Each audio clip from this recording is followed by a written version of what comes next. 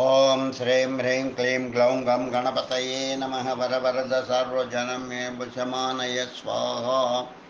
ఓం ఐం హ్రీం శ్రీం శ్రీమాత్రే నమ శివశక్తైకరూపిణ్యే ఓం నమ శివాయ. ఓం ఓం ఓం శ్రీ గురుభ్యో నమః. ముగిలిచల్ల వేణుగోపాల దత్తాత్రేయ నమః. ఓం నమో నారాయణాయ. ఓం గరుడదేవాయ నమః. సంపూర్ణ గరుడ మహాపురాణం సరళవచనం 17వ భాగం ప్రారంభం. తిథులు వ్రతాలు. బ్రహ్మ ఉవాచ. వ్యాసునికి బ్రహ్మదేవుడు చెప్పిన వ్రతములు, వాటికి సంబంధించిన అంశాలు మీకు ఇప్పుడు వినిపిస్తున్నాను. వ్రతాని వ్యాస వక్ష్యామి హరిర్యౌ సర్వదో భవేత్ సర్వమాసక్షత్తిదిష్టితిషు వరేషు హరిరక్షితః.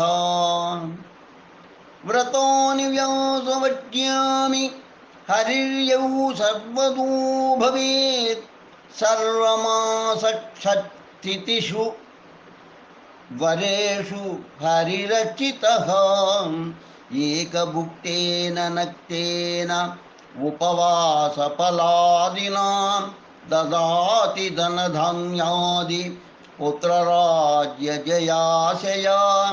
వీటిని శ్రద్ధాభక్తులతో ఆచరించడం ద్వారా భగవాను నుంచి సకలం పొందవచ్చు.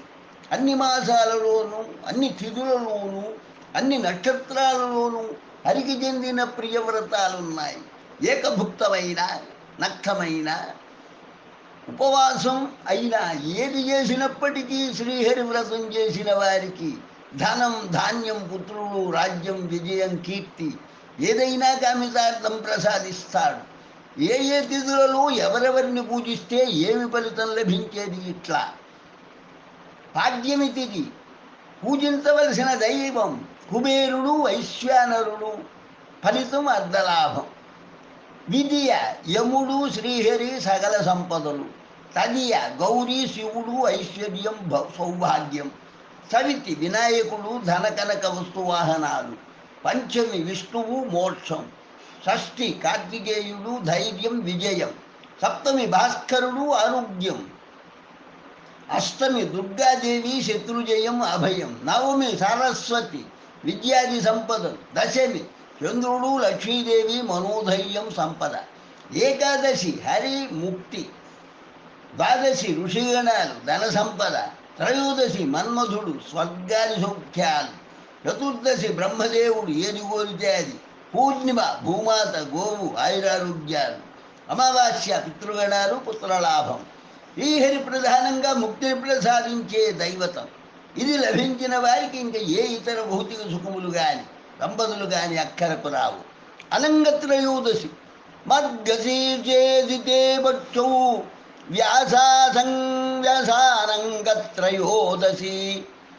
మల్లికాజం దంతకాష్టం దుత్తూరై పూజయేచ్చినం. అనంగాయేతి నైవేద్యై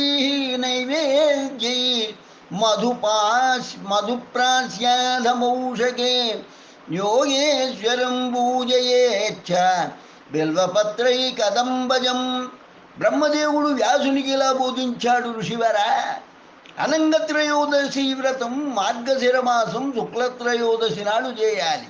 మల్లికా వృక్షం యొక్క కాండము, ఉమ్మెత్త పుష్పాలతో శివుని అర్చించాలి. మధువు, తేనె నివేదించాలి. అదే ఆహారంగా గ్రహించాలి. ఆ రోజు పుష్యమాసంలో యోగేశ్వరుని బిల్వపత్రాలతో పూజించాలి. కదంబ వృక్షము కాండము చందనాదులతో అర్చించాలి. ఇట్లే వివిధ మాసాలలో అనంగుని, మన్మధుని శివరూపునిగా పూజించి ఏడాది కాలం గడిచాక రతి సహిత మన్మథ స్వర్ణ ప్రతిమ స్థాపించి పూజ చేసి బ్రాహ్మణ సమారాధన గావించాలి. ఈ వ్రతకర్తకు ఆరోగ్య, స్వర్గాది సౌఖ్యాలు లభిస్తాయి. అఖండ ద్వాదశి వ్రతం శాంతిదాయక, మోక్షదాయక అఖండ ద్వాదశి వ్రతం గురించి విను. మార్గశిర శుద్ధ ద్వాదశి రోజున ఆచరించవలసిన వ్రతం ఇది. ఆవు పాలు, పెరుగు మాత్రమే ఆహారంగా గ్రహించాలి.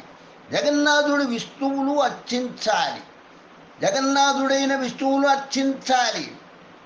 పాల్గొన మాసం వరకు 4 నెలలు వచ్చే ద్వాదశి తిథులలో ఇలా వ్రతం చేస్తూ పాల్గొన ద్వాదశిలో 5 రకాల ధాన్యాలు 5 పాత్రలలో నింపి విద్వాంసుడైన బ్రాహ్మణ్ణి శ్రీహరి ప్రతినిధిగా భావిస్తూ సప్తజన్మనిహే విష్ణో యన్మయా హి వ్రతం కృతం భగవం స్వప్రసాదేన తథఖండమిహాస్తు మే యథాఖండం జగత్సర్వం తమేవ పురుషోత్తమ తథా కిలాన్యఖండాని వ్రతాని మమ సంతు వై అనే స్తోత్రంతో ప్రార్థించి దానం ఇవ్వాలి.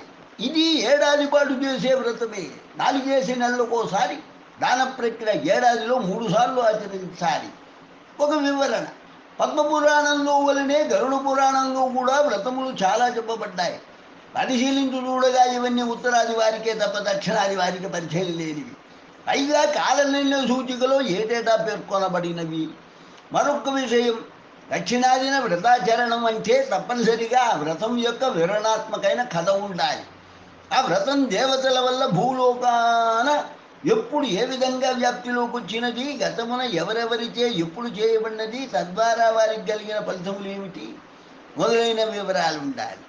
రథకథ లేని వ్రతం ఆచరణ యోగ్యం కానిదనే భావన తరతరాలుగా పాతుకుపోయి ఉన్న జనులు గల నేల ఇది. ఉత్తరాది వారికి సుపరిచితమైన ఆచరణదాయకమైన వ్రతముల అరకొర సమాచారం ఈ పురాణ రూపేణ ఇచ్చినా కూడా పురుష సంఖ్య పెంచడానికే తప్ప ప్రయోజనం శూన్యం. కొన్ని వ్రతములకు ఆ పేరు ఎందుకు వచ్చిందో అనే సందిగ్ధత కూడా నెలకొని ఉన్నది. ఉదాహరణకు భీష్మ పంచక వ్రతం ఎలా చేయాలో చెప్పబడినా నామసామధ్యకం గోచరం కనుక కొన్ని వ్రతాలు పేర్లు మాత్రమే ఇచ్చాం. అగస్త్యార్ఘ్యం వ్రతం, రంభా తృతీయ వ్రతం, భీష్మ పంచక వ్రతం, దూర్వాష్టమి, రవణద్వాదశి వ్రతం, ఋష్యేకాదశి వ్రతం ఇత్యాదులు వ్యాఖ్యాత. శుభం భూయాత్. లోకా సమస్తా సుఖినో భవంతు. లోకా సమస్తా సుఖినో భవంతు. లోకా సమస్తా సుఖినో భవంతు. ఓం శాంతి శాంతి శాంతి. స్వస్తి. సంపూర్ణ గరుడ మహాపురాణం సరళ వచనం 17వ భాగం సంపూర్ణమైనది.